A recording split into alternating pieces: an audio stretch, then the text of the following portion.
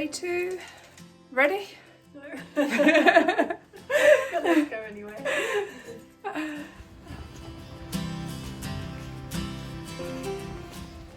About half a mile from the hotel and we are back on the way.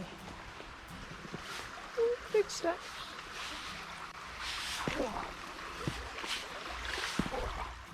Immediately the vibe changed and there was a proper countryside feel about the route, with a hill and less well-defined paths. That didn't last long and we were soon back beside a main road.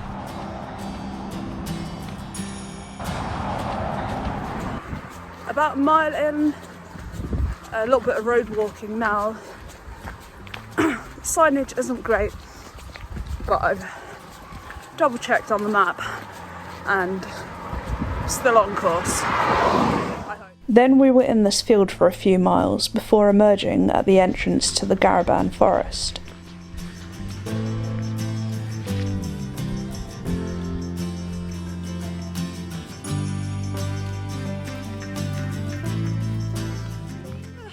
About 2 miles in now, it's been steadily uphill. We've tried to slow down a bit because we can't get to the accommodation tonight until 4:30, so there's no rush, and we've got a big climb coming up soon, so I want to save our energy for that.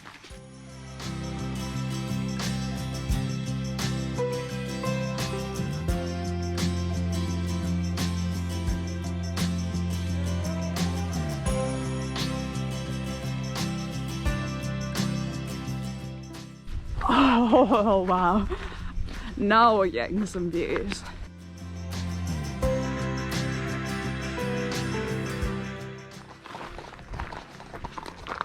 Hi. Thank you. What a gorgeous day. Yeah. Are you going all the way? Yep. You've chosen a good week. It's supposed to be dry. Fingers crossed.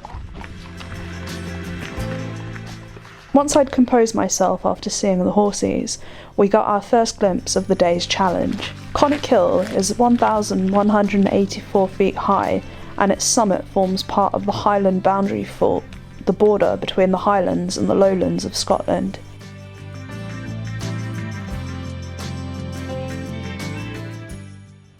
We're almost at the base of Conic Hill now, just coming up to around 5 miles. We're going to stop here, have something to drink, have a snack.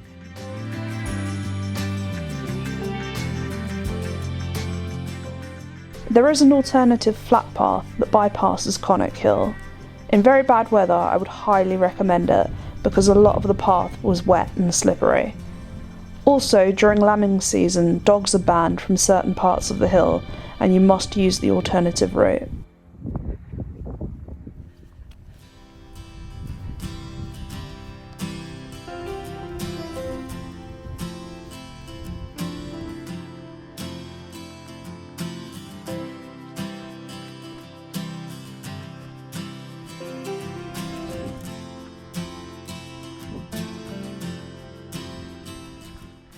Just starting the climb now. I'm feeling it a bit. How are you finding it, Joe? I'm feeling it a bit.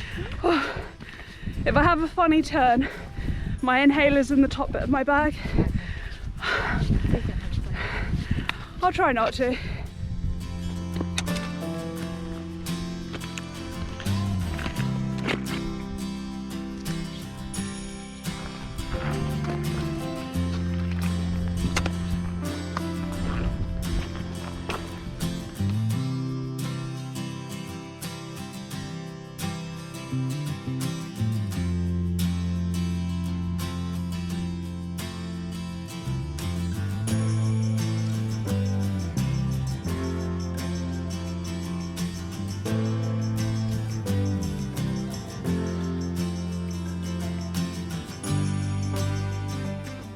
As we neared the top, we caught our first glimpse of Loch Lomond.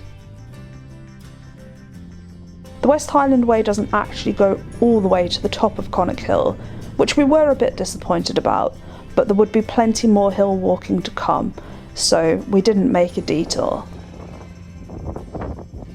And the views were spectacular. spectacular enough from where we were.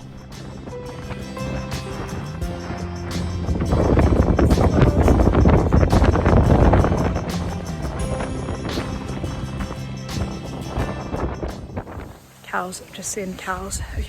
Okay. Ooh. Just be careful.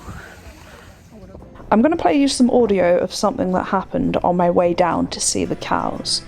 My camera didn't pick it up, but basically a woman had allowed her yappy dog to approach a cow. Cows. That's why you keep the dog on the lead. The cow got spooked and charged the dog. The woman began screaming, and in the kerfuffle she let go of the lead. The little dog had more courage than sense and kept going back at the cow, who kept going back at the dog. It was pretty frightening. Although most of the time cows are gentle giants, they are giants, and around 5 people a year are killed by them, mostly people with dogs. I still think that they're stunning animals, but I was quite happy to admire them from a distance.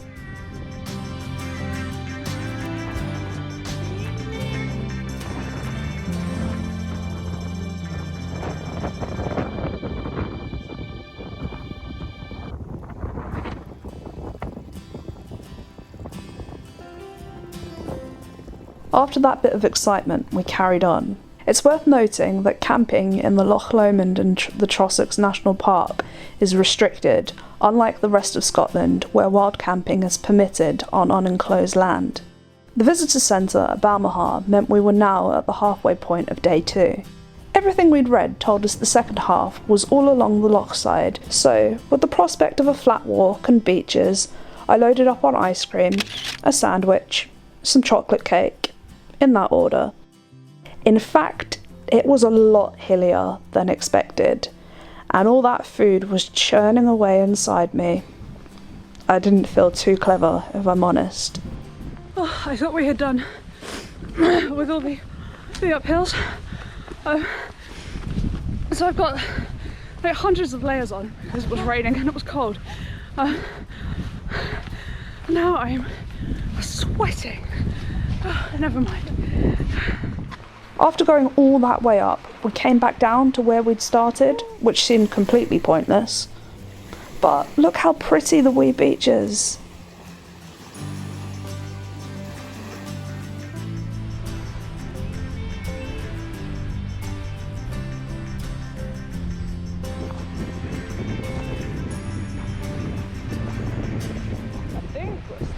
Okay, Jo's being sensible and taking her shoes and socks off.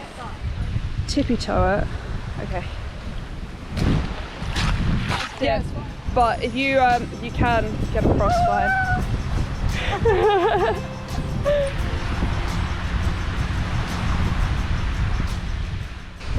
So Jo has just dried her wet feet with the socks that she's about to put back on her feet.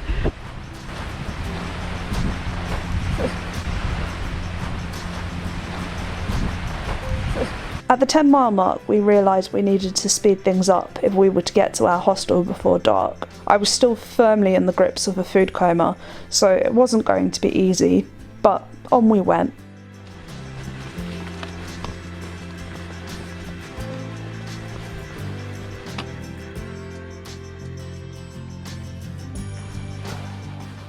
A mile or so later, I was hungry again, and thoughts had turned to dinner.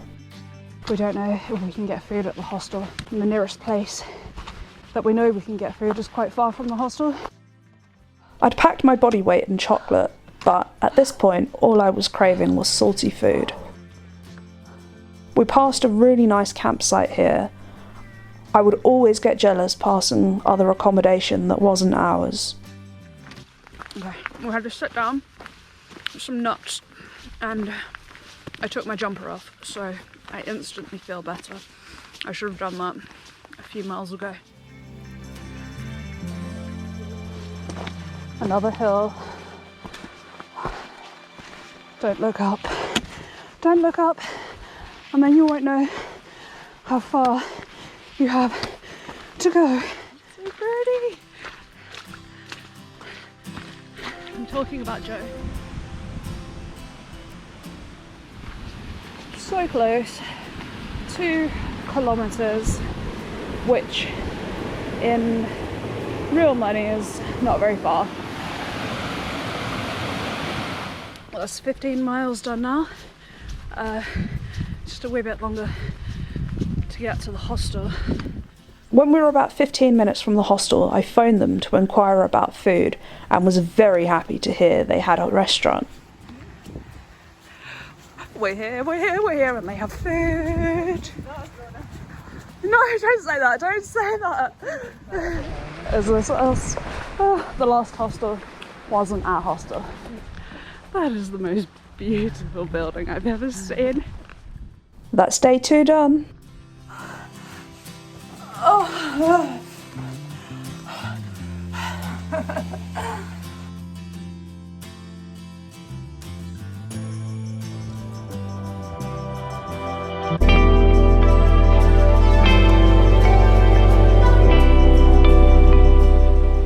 Was this the end of the road for me?